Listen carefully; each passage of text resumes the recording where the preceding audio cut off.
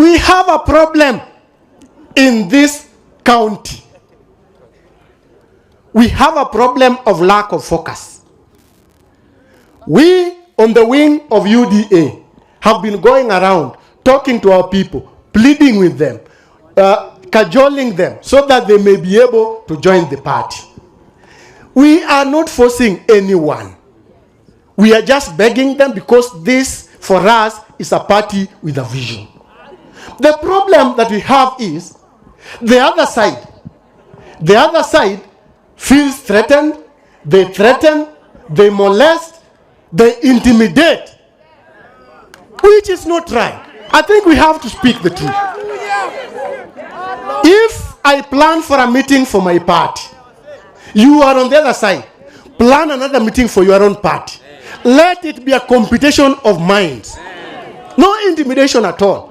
So I want to appeal to our brothers here in the county. Let them be focused. Let them concentrate on the agenda of delivery of services for the people of Migori. Kopio has never been and can never be agenda for the county. So let everyone keep to their lane. Let everyone keep to their lane. And I have been quiet for long enough.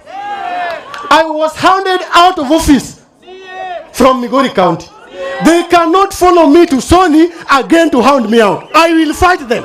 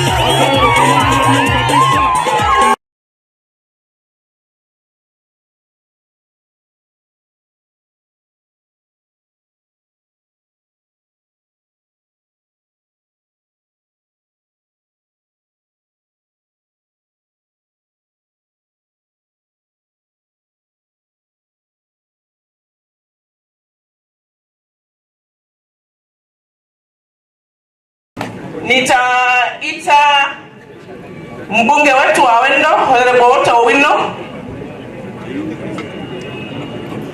Important people in our midst. Sawa. So nitaomba Bevin Angela Boke, na mimi nimeleta salamu kutoka Kuria East na Kuria West. Jamani, mmepokea?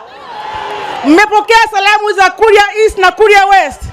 Mmepokea salamu za Migori County kwa jumla? Okay, watu wangu ningependa kuambia kwamba asanteni sana.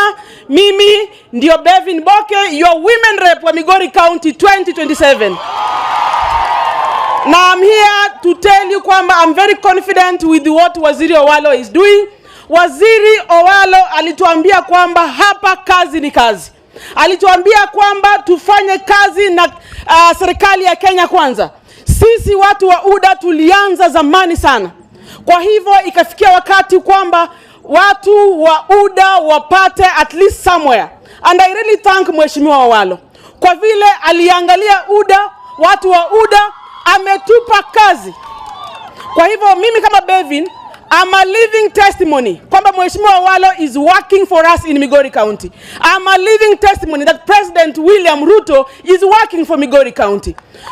On behalf of myself, I want to stand here and say, Mheshimiwa Owalo, thank you very much. He has placed me at the board of the Kenya Institute of Mass Communication. What else do I have to say?